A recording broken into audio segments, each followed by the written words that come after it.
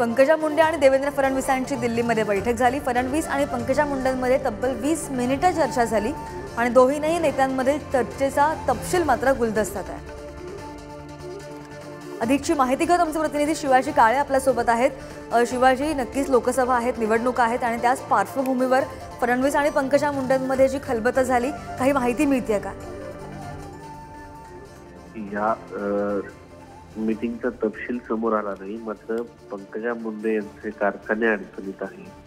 सातत्यानं पंकजा मुंडे यांना दिल्लीत पाठवलं जाईल अशी चर्चा आहे आणि प्रीतम मुंडे यांचा वाढदिवस होता आणि त्या दरम्यान केंद्रीय मंत्री रावसाहेब दानवे यांच्या घरी स्नेहभोजनाचा कार्यक्रम सर्व भाजपच्या पदाधिकाऱ्यांसह आमदार खासदार यांना ठेवण्यात आला। त्या स्नेहभोजनाच्या कार्यक्रमाला स्वतः देवेंद्र फडणवीस हे देखील उपस्थित होते आणि उपस्थित असताना उभय नेत्यांनी सर्वांना जेवण केलं। यावेळी पंकजा मुंडे आणि देवेंद्र फडणवीस हे दोघेही सोबत होते। त्या जेवणादरम्यान देखील याच्यामध्ये चर्चा झाली, रात्री डिनर डिप्लोमसी झाली।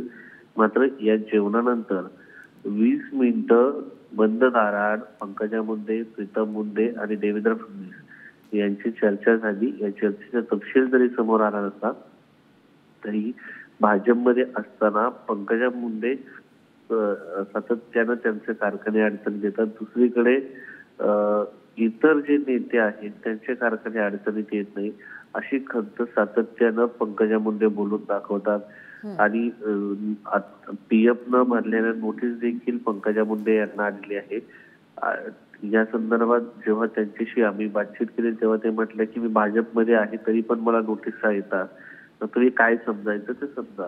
तर एकंदरीत पंकजा मुंडे खूप नाराज आहेत पक्षावरती आणि पक्षामध्ये असताना कारखान्याला मदत होत नाही याबद्दल देखील त्या नाराज आहेत। त्यांचं राजकीय पुनर्वसन झालं नाही, राज्यसभा त्यांना मिळाली नाही।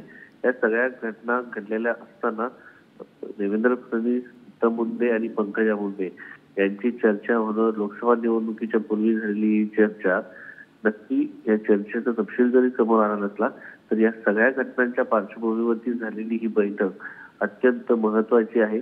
त्यामुळं मुंडे भगिनीमधून राजधानी दिल्लीमध्ये लोकसभेसाठी कोण नक्की उमेदवार असेल हे पाहणं महत्वाचं आहे। नक्कीच शिवाजी, धन्यवाद तुम्ही दिलेल्या सविस्तर माहितीसाठी।